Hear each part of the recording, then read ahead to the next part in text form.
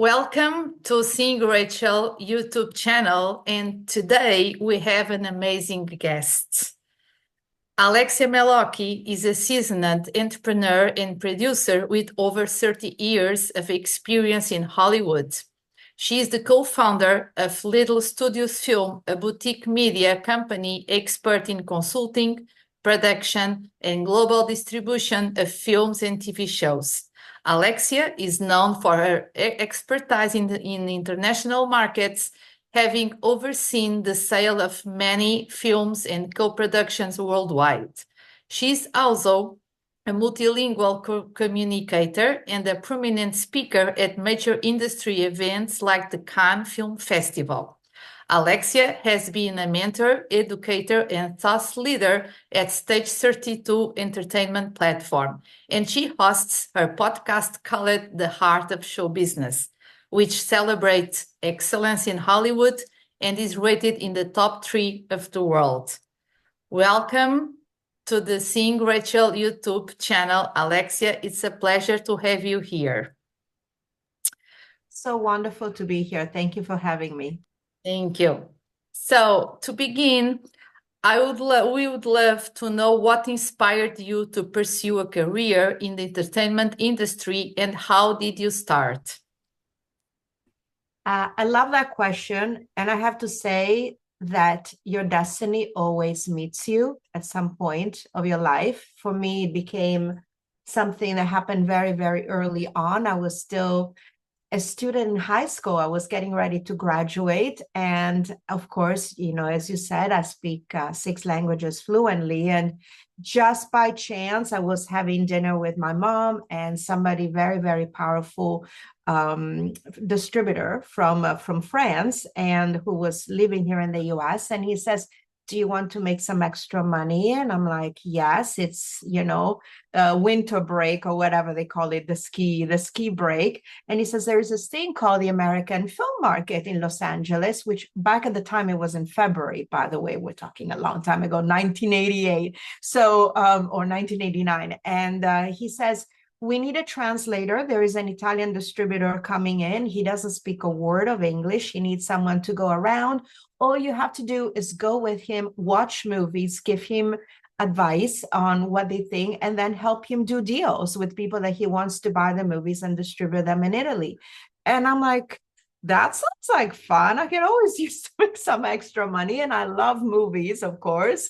And so that's how it all started. I went and I had my first American film market experience. I discovered this word of independent filmmaking. I'm like, wow, so they actually sell and buy movies, like outside of the studio system. This is very fascinating. As I was there, you know me, I'm very friendly and I talk to everyone. I started talking to somebody from Greece and they're like, I'm a distributor from Greece. Will you help me? And I'm like, I'm just coming out of high school, So they all started offering me money to represent them.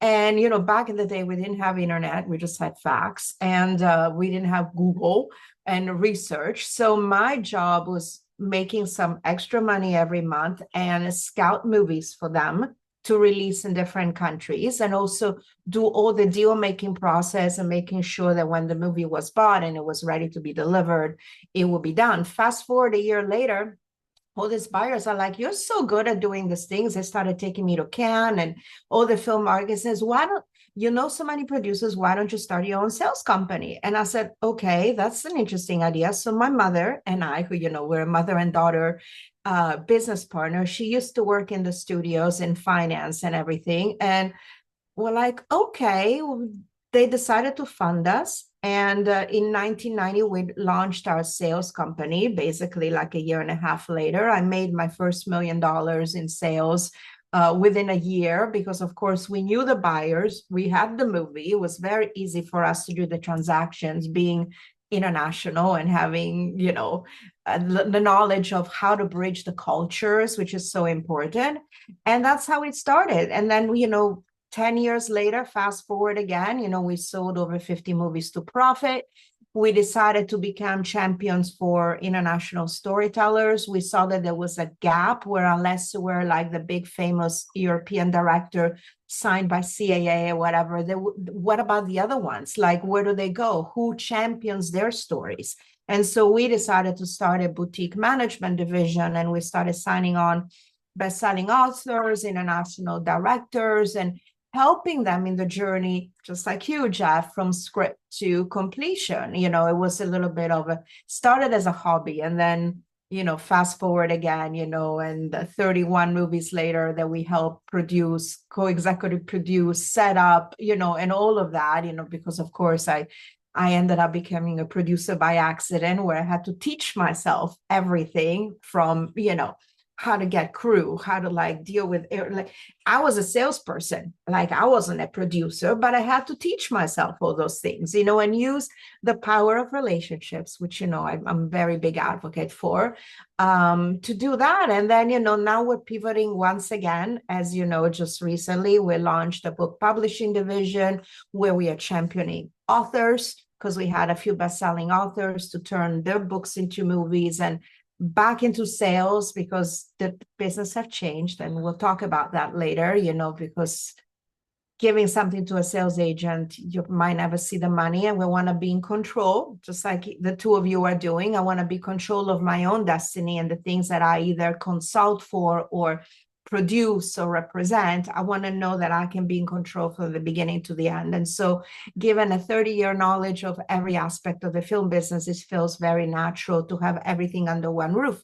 And that's a very long story of my career in 5 minutes or less. Alexia, has a woman in a leadership role, how you face any unique challenge in the industry, and how did you tackle them? How you do? I love this question because, you know, I do need to address the elephant in the room. First of all, I know that my story, I always sparkle it with enthusiasm. It certainly was not an easy one. So, I mean, you know, the transition from being somebody who sells movies to somebody who produces and consults and follows the movie was a little bit more challenging. And I think that being a woman was felt a lot more prominently. I think women in general, they're very good, natural super connectors, public relations, socializing, which is what sales is about, is really being able to talk to people, and you know, they seem to accept you more in that role. But when it comes to being in the room with decision makers, where unfortunately in the production side is still very male dominated, it did become a challenge, because it's like, you sell a movie, what the hell do you know about how to produce, and how do you know that this is the right project, or how do you know to put together the right team? And so I did find myself in situations where there was, I mean, it wasn't abusive in an abusive, overly abusive, but there were moments where you could definitely sense that there were politics. And I've seen that also with actors, friends, female actresses who would find themselves in movies that I had something to do with, and then I would, I'm not going to name the movie, but I found myself in a situation where, for example, an A-list actress was in one of my films, and then she started complaining because apparently one of the producers was sleeping with another younger actress, and so the filmmaker started putting the camera on this younger, unexperienced actress instead of like a legend that happened to be in the film. And then I had to do some peacekeeping there, and I had to go and tackle that, because she says, I'm going to walk away. And I was like, oh crap, what do I do now? And so I had to learn to make my voice heard. And like we were talking about your films, champion the ones that need the support, especially, I don't want to call the weaker sex, because I mean, we're not the weaker sex, that's for sure. But I did have to learn to use my voice in the room and feeling empowered with, based on my knowledge and my confidence and my believing in the story that I was involved in. So it was challenging. So, you know, and I've had that also happen in sales, where sometimes people think, oh yeah, she's so nice, we're going to make a deal, and now we're going to back out of the deal, and she's going to be fine, she's not going to sue us, she's sweet, she's nice. And then for some reason, for women, when a woman switches, and you, Sandra, can probably relate, having navigated the business world, the switches from like nice, now we're gonna like talk serious stuff. There is a disconnect. Like they feel, wow, you were so nice before. I'm still nice, but I have to protect my filmmakers. I have to protect my stories. I have to protect my team as a good mother hen. So don't mess with me. But somehow they can't think. And I was talking about that in a women's room yesterday. I'm in a mastermind of women from all kinds of businesses. And that's exactly what they're saying, is that somehow we as women have to repeat the same thing 5 times in order for them to get it, that we mean business. Whether you guys, fortunate one, Jeff, you can say no, and they're gonna understand that it's a no. When we say it, we have to say it sometimes 5 or 10 times. And so it takes perseverance, relentlessness, like you said. But yes, it is a challenge. Now, it isn't an easy journey for us women, and we need to work a lot in our mental health at the same time and self-love. Because if we don't have self-love, and if we aren't confident, we can't get over it. So we need to work with us, because for us it's more difficult than for men.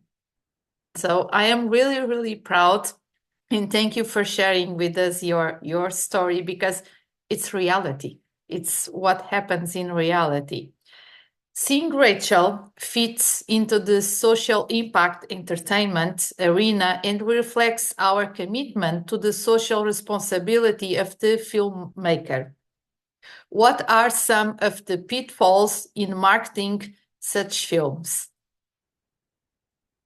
Oh, I love this question. Okay, so I'm going to address the elephant in the room, which is a theatrical distribution. There is this big thing that is happening right now where everybody's complaining about, why are the studios not putting up more socially conscious content? Why are they sticking only to, say, the Marvel movies and the big action movies? Why are they not putting into theaters films like Seeing Rachel or any other independent film that is worth seeing? I think nobody talks about the problem of the movie theaters per se. It is not just about releasing a movie into the theaters that will bring an audience, because I think that if you do build it, they will come, like in the field of dreams. You can put a lot of time into social media, into marketing and everything. And, as you know, Angel Studios is a little bit of a genius in that, that they do with the Christian and faith. And I mean, of course, Sound of Freedom, which has to do with human trafficking, it was done through Angel Studios, was a huge success, but that's because they took the matters into their own hand. The big problem is the movie theater cost. Because back in the day, when I used to go to the movies, I could go and see a film for under $4 if I went to see it as a matinee before 4 o'clock. And it used to be almost like an exercise. Like, what do we feel like doing? We want to go to the movies. It's a great communal experience. The popcorn was affordable. The Diet Coke was affordable. You tend to go with your friends, and then you can also go have dinner with them and talk about the movie that you just saw. Now, when you go to see any average movie, if there's 2 people going, you're probably just on the tickets and maybe a popcorn and a Diet Coke, you're going to be out $70, $80. So you're not going to have the money to go to dinner with your friends after that and spend another couple of $100, especially unless you're a multimillionaire.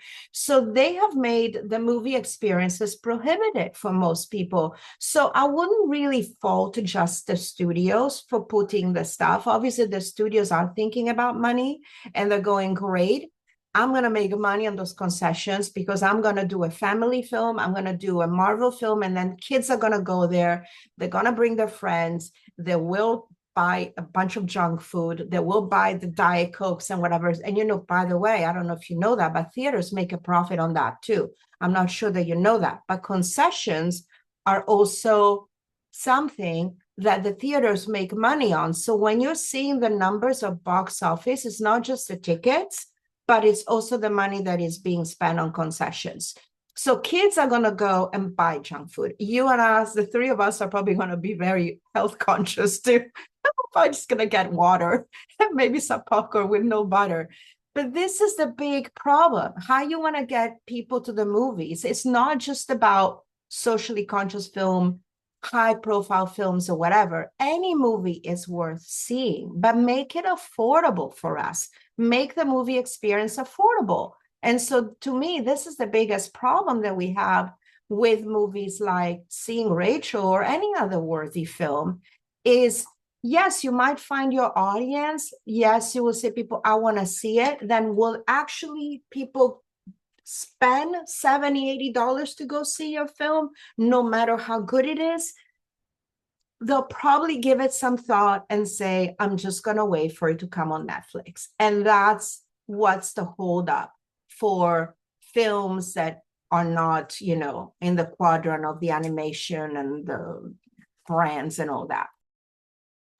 Yes, you're right, and it's not only the ticket for to see the movie. It's also for the popcorns and everything. And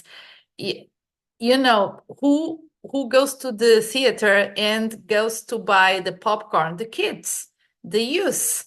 Of course, adults they buy, but we don't buy. So what movies the industry invests in movies that attracts the audience, the youngest audience. So, but I believe we can find new paths for movies like Seeing Rachel, like Sound of Freedom, because these kind of themes, they are vital for the evolution of humanity and a better humanity. Jeff, it's your turn.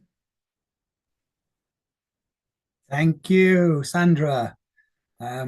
Yes, my son used to work for View Cinemas in the UK, and I would say, oh, these ticket prices are really expensive. You must be making an awful lot of money. And he goes, no, we don't. We make money on the concessions. That's how we get our profit. So I understand exactly what you're saying. So maybe there needs to be a kind of revolution in the theatrical industry to make it more affordable for families and for avid film fans around the world. So that brings us on rather sweetly to every film needs an audience. Yeah. Many assume that it will be found once the publicity for the film kicks in. But as we know, that is just way too late. What are the key elements in a successful search for a film's audience? Well, there's two factors going on here. I think that many people don't understand the purpose of crowdfunding. For example, crowdfunding is not really just for raising money for films or TV shows, because as we know, it's very time consuming. And then at the end, in terms of dollar amount, you're certainly not raising, your budget unless you're making like a movie for 100,000 or whatever. But what's really helping the crowdfunding, and it's been done a few times, even with the Veronica Mars movie, for example, and then there's a couple of sales agents that still do that. When they're about to go into production with a film, they do a crowdfunding anyway, because this is a way to find your audience, right? If you're starting to get this money that you can use for marketing, then down the road, you're going to see also already how people are interested in it. So if you're offering things like, hey, some poster swag, some things early on, it's a way to track your audience. And so down the road, if you're going to go and find a distributor for your film, and you can say, oh my God, look, I had like 50,000 people who, went into my crowdfunding platform, and either they did some tweets or they shot tweets, or it's X or whatever it's called, they shouted out about the movie. Here is the chatter. It's giving some demonstration of the ability for the movie to travel. So I definitely believe in engaging early your audience, whether it's through crowdfunding, whether through bloggers, whether through, like you're very rightfully doing, engaging nonprofits that have to do with the subject matter at hand. In this case, if it's human trafficking, partnering up with them early on so that maybe they can blast the database, when your movie is going to come out, and say, hey, which is what Angel Studios is doing. That's kind of like they built this thing, you know, they started going to churches, you know, because obviously a Christian film, you know, there is ways where you can do straight downloads for one night only and, you know, show your films, say in a Buddhist center or in a, you know, there's definitely ways that you can, you know, but unfortunately, the studios and the streamers, they don't have this kind of thinking, or they do know it, but they don't want to do the work. So it's up to the filmmakers to already start doing the work early on, or at least prove to the buyer down the road or the financier down the road that they have a path to get the audience. I mean, I do know about human trafficking, by the way. I did produce 2 movies that have to do with human trafficking. Sandra, I'm not sure you're aware of that. I sold worldwide a film called Cargo: Innocence Lost, which had to do with human trafficking in the US. It was sort of like a dramatized documentary. And on that one, I just handled the sales for it. And then I was a co-producer on an Italian movie called The Rule of Lead by Giacomo Arrigoni, which also had a human trafficking, you know, message, and we got a lot of awards and everything. It was a very small budget film, but you know, unfortunately, they did go well because they were small budget, so they did make their money back plus some. But the problem is that now everybody wants to do socially conscious thing, which is also a great thing. But now you're also there in a crowded space. So unfortunately, whether it's climate change, whether it's human trafficking, whether it's drug use, whatever, which is a good thing. That means we're rising, right, as a humanity, and we want to do more stuff that illuminates the world. But at the same time, you're also not unique anymore. So you have to have a unique spin, and you have to have a social media to prove how, even when you do get produced, how you're going to stand out from the other 100 films that are being produced, say on human trafficking, on climate change, on animal rights, on whatever. So you got to do your research early. And I always say to people, don't just look at the US, because, you know, again, you know me, I'm a big advocate for the international market. And Jeff, you're in the UK. Research every territory, because ultimately, you know, even though today, most of the time you will have one buyer, because you're not going to be able to sell territory by territory that much anymore, how it used to be, because, you know, once, you know, Netflix releases something, then automatically you can geo-block a movie, but it's still going to be pirated somehow. So sometimes it's better to do a one deal for your film, whoever is going to pick it up. But when you do that, be mindful of helping get your audience to the theater, or get your audience to click on that Netflix show, because the algorithms and everything, there's a lot of stuff going against you, which technology is a blessing and a curse, as we all know it. So I always say, you got to do all the work. Don't be just a director, producer, writer. You got to do all the work. You got to know sales. You got to know marketing. You got to know advertising. You got to know branding. You have to educate yourself, which is why you're so lucky to have Sandra here, because she knows that stuff. Indeed, she does. I'm thrilled to be with Sandra. That's why we're here talking today, really. Let's think about distribution. So it's necessary for producers to find the correct distribution company for their film. What should producers be looking for to find a good match for their film?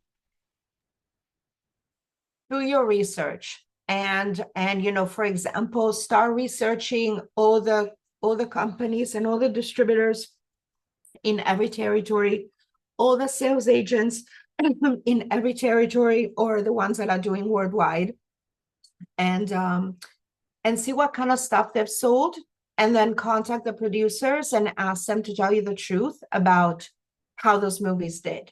And when I'm saying to find the truth, not because you want to find a fault in the sales agent, because when a movie doesn't sell, it's not necessarily the fault of a sales agent or a distributor. It could be many factors. It could be, frankly, your movie is not that great, or it's not hitting the target or the audience, or maybe there's something in an emotional disconnection. It could also be that the sales companies that they get, you know, there's some that are very money hungry, and they're going to go, okay, I'm going to take up your movie and I'm going to sell it. And then, you know, if they see that it's not traveling after 6 months, they're going to move on to the next thing, like dating, right? So there is a lot of things that you have to sort of do the research on, the honesty of the distributor, what kind of numbers has that distributor or sales agent done on a movie that sits with your genre? Do they want any more of that? How are those films traveling on a territory by territory basis? For example, France has, for a while they had a thing like absolutely no drugs, and you couldn't show any scenes with drugs. Then in Asia, if like, for example, if there is some comedic things that could be offensive, or they like more physical comedy than say, Bridesmaids sort of, raunchy comedy, they're not going to release that. So there's different rules in every territory. So you got to like learn that so you don't get disappointed, because ultimately every distributor is going to sort of sparkle things if they want your movie with a lot of like promises, and you have to already know in your mind that they're probably going to deliver on about 20% of them. So maybe you'll get lucky and they'll deliver 100%, but it's better to just know that they're going to deliver 20% of whatever they say than 100%, so that you know how to be proactive into helping them get from that 20 to 100%. So always do your research. I always say that. Do not just go and say, oh, this movie is going to win a festival. I mean, Sundance has an average of 15,000 submissions a year, and maybe 100 movies get picked up. The numbers are very, very competitive. The Oscar, like not the Oscars, the festival lures don't mean anything for a distributor anymore, even if it's, well, maybe if it's Cannes, the Palme d'Or, if it's, the Golden Lion in Berlin, or if it's, the Venice Film Festival, there's maybe 4 or 5 festivals that they will still give some traction. But listen, Emilia Perez tanked for Netflix, and it's a fantastic film. I absolutely loved the movie. I saw it 3 times. It tanked at Netflix. They paid a lot of money for it, and it tanked. It did not bring the numbers. My opinion, frankly, it was the wrong distributor, for example. Yes, they paid a lot of money, but what is the Netflix audience watch? They watch the John Cena, they want the the action stuff, the comedy. This is not for them. They should have gone with A24. They should have gone with somebody who champions this kind of story. So in my humble opinion, if I have to give why that failed, to me, it was the wrong distributor. They probably said, we're going to get a lot of money for it. Let's take the money and run. But did it reach the audience? It didn't. And it's a damn shame, because I think that movie has so many messages to it. I'm a huge fan of it. So anyway, I'm off my soapbox now. Leaving it back to you. Okay. Yeah, I remember looking, just to get a feel of the terrain in the UK, looking at distribution companies.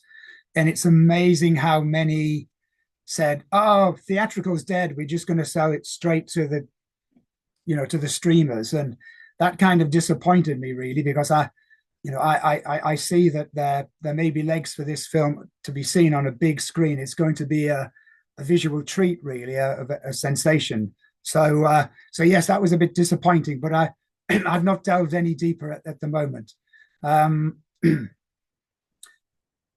Let's just move on.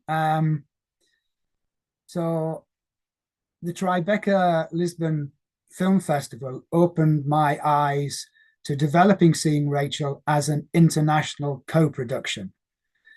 How has your experience of co-productions informed your opinion for the best practices in pursuing partnerships in other countries?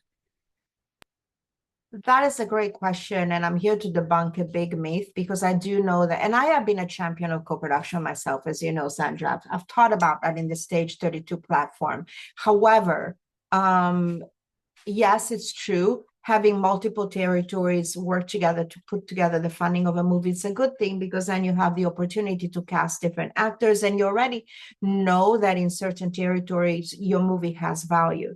What I think is a myth that people do not know is that those tax credits or co-productions means that you still have to raise the money for your entire budget. You're not going to get the money up front for whatever co-production treaty you're in. That's number one. And number two is that you have to have a lot of money to pay in legal fees to get you to have that money to begin with. So you're looking at, for even a small movie, at an average of $100,000-$200,000 spent just on legal, just to push the paperwork to get you to those co-productions, because you're going to need to hire different line producers who are doing different type of budgets for the different territories. You're going to have to do open companies in certain territories, unless you're obviously partnering up with someone, but you're still going to be spending all the money that you think that you're getting in a co-production. You're going to be spending it in development, in legal paperwork, and submissions, and all of that. So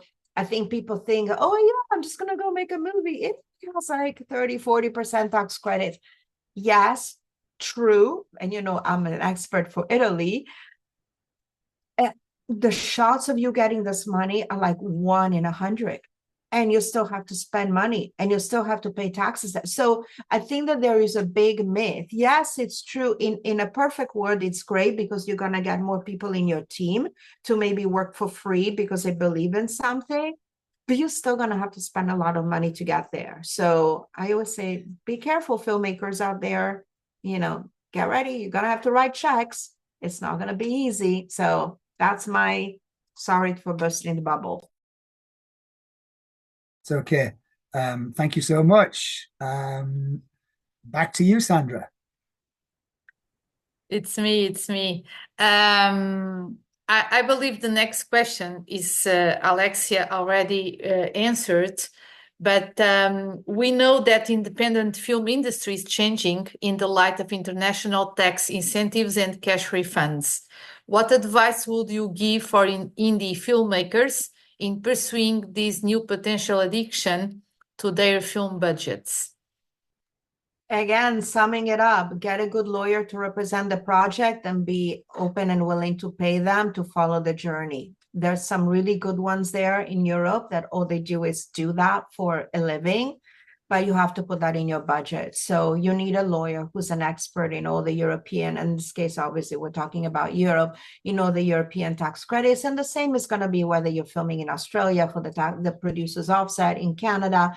You need a lawyer, and you need to also, have a local line producer who is an expert in the different territories, and have to pay them to do an accurate budget. It's a good answer, Alexia, because I remember when I opened my company in the United States, and I want to expand the brand to America. The first thing I did, the first was what? To contract the lawyer.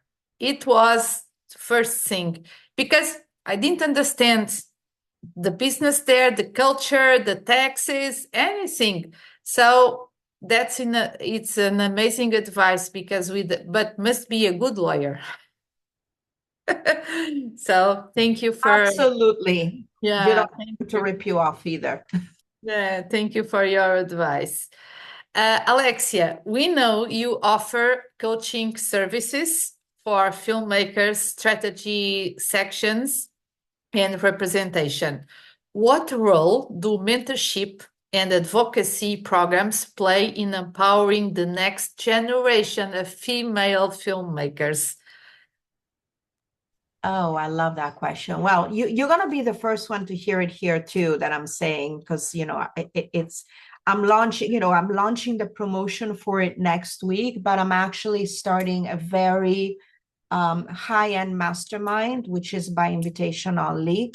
And it's going to be for a very vetted group of filmmakers, content creators, and producers, where they're going to have the opportunity to access the best of the best in Hollywood, and really learn honestly how things are happening, but also to build a sense of community. And it's very exclusive. So, I mean, it's certainly not open to everyone. But one of the reasons that I created is because obviously, just like in the United States, people need to connect with people in Europe or all over the world. Also in Europe, people need to know a little bit how the American business works. And, they want to save making the mistakes that they usually make. I decided to offer consulting services now because obviously it's my bread and butter. My bread and butter is, producing and selling and buying films. But I did want to make this information accessible to female filmmakers, but also international filmmakers all over the world, because I think they need to have someone that they can trust, know, and like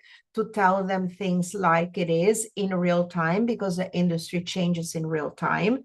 And for me, this was obviously, I have a limited time every month, but I try to allocate some of that time for those services. Yes, of course, I do get paid because the professionals need to get paid. I'm a big advocate of that. As you know, it's in my book. As you know, I published a book and it says despise a free lunch. And I'm a big advocate for that. You always want to pay the pros, which is why I also like Stage 32. The pros do come on. They don't charge, obviously, what they usually charge, because I do want to impart the knowledge, but they are paid something, just like everybody needs to get paid. So I feel that having a one-on-one sort of mentorship guidance person that has your back, and you got to be selective, just like when you select your lawyer, you got to be energetically aligned, you got to be value aligned, whoever you choose to work with. But that's vital and important, especially for women with women, because people do not know that sometimes women can be competitive with one another even more than men, because men, that if they have a competition, it's going to be very straightforward and you know what to expect. Unfortunately, women, because they have been kept down for so long, when they unleash and they become very, very mean, even worse than men. And so I think that there needs to be a way for women to learn to support one another and become one and unify the world, because we are the unifiers as a female race. So we need more of us who are going to be working on mindset, strategy, softness, because you don't have to be harsh to be successful in business. You don't have to become a man to be successful in business. You can be everything. You can be man, woman, doesn't matter, but you just have to have integrity, and you have to have a purpose that is greater than yourself. So, and I like to support that. First of all, congratulations on your mastermind, because that is amazing, Alexia. And I am supporting you because we need that. And it's very important. And I know that will help people to evolve and to trust also, because trust is very important. And on the other side, yes, doesn't matter if you don't need to be a man to be successful. For me, you need to have integrity and use diplomacy. With diplomacy, we get respect. So I love it, your answer. Thank you, thank you, thank you. Alexia, what kind of stories do you feel are still underrepresented in the industry, particularly from the female perspective? Oh, that is such a great question. We need more heart-centered stories, and we need also stories that are inspiring the human spirit without going completely in the darkness. I think people are having this misunderstanding that a socially conscious movie will be something that starts very dark and goes into the light, and it's okay. You need to have that as well. You need to show the journey from darkness to light. But I think that we should also be promoting work that makes us laugh and brings us joy. That is just as healing as it is about a movie tackling a social issue. We need comedies. We need laughter. We need animation movies. We need films that are going to inspire. We need family entertainment. We need faith films. I mean, I'm a Christian, but obviously I embrace every religion. I have Jewish friends, I have spiritual friends, I have Buddhist friends. We need to have more of that. So I think people need to understand that it's not the easy fix of entertainment. You know, I'm going to have an action movie and just show explosion, or I have a superhero and that's when I'm going to get the themes about something to the superhero. No, let's ground the stories into realities, into everyday life, whether they're negative or positive or somewhere in between, and do more of those. Because ultimately, as you know, movies are emotional. And when we quote movies, is because there was a line in a film, there was a scene in the film that somehow relates to an experience we had or something that we had. I mean, there is reason people still quote movies like Love Actually, or like even The Godfather, like it's an opposite spectrum. You know, it's about family. It's not about the mob, it's about family and family taking care of one another. So I think if we focus on the messages and the importance of family, love, you know, coming together, laughter, joy, you know, heroes' journeys, all those things are going to work. We need to do more of those. I agree with you. I agree with you. We need more real movies and entertainment at the same time. If you could give one piece of advice of a younger version of yourself, what would it be? You made me think about that one when you sent it to me. I'm just gonna go, oh my God. Like, what would it be? I would probably say, well, I wouldn't say never give up because I never did give up. So I would probably say, protect your peace. And that's something that I haven't done enough in so many ways. And when we're talking about pieces, you know, we can be so excited about doing a project that sometimes we forget ourselves and we forget our self-care. And then you burn out, or maybe you compromise, or maybe you don't look at the red flags because you're looking at the bigger picture of something. For me, it would be protect your peace. And in my, you know, in my 50s, this is really what I'm working on, is protecting my own peace while I continue to champion great work. But if I'm not whole here, or if I forget to keep on nurturing my body, my soul, my heart, and do the work as if like brushing my teeth, I'm not going to be able to continue doing what I'm doing. And I plan to do that for many more years. And I'm probably going to retire at 100. So I would say to the younger self, protect your peace. It's an amazing advice. And I can tell you, you have an amazing energy, a beautiful energy. You are that energy, but your energy is a result of the self-care you do for you. So, and you are an example of that. Alexia, thank you so much for this interview. It was a pleasure to have you with us, your advices, your experience, and that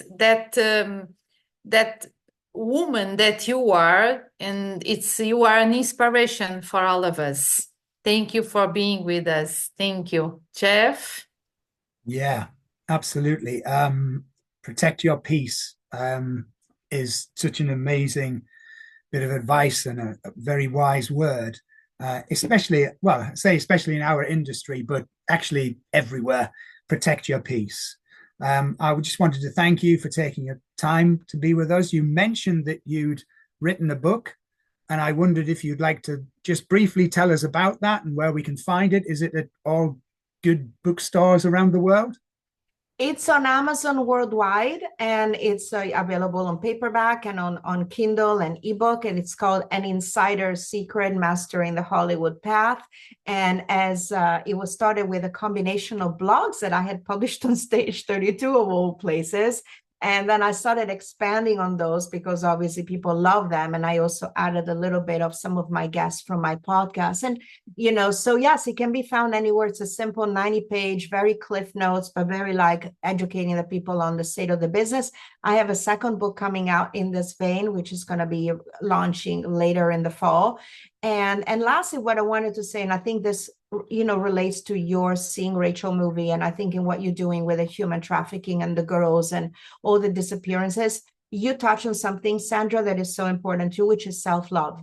And I think that if any of those girls or any of those, well, sometimes boys are trafficked too, any of those children, any of those teenagers were introduced to ways, even after they're freed, because they can go back into things because, of course, of all the trauma.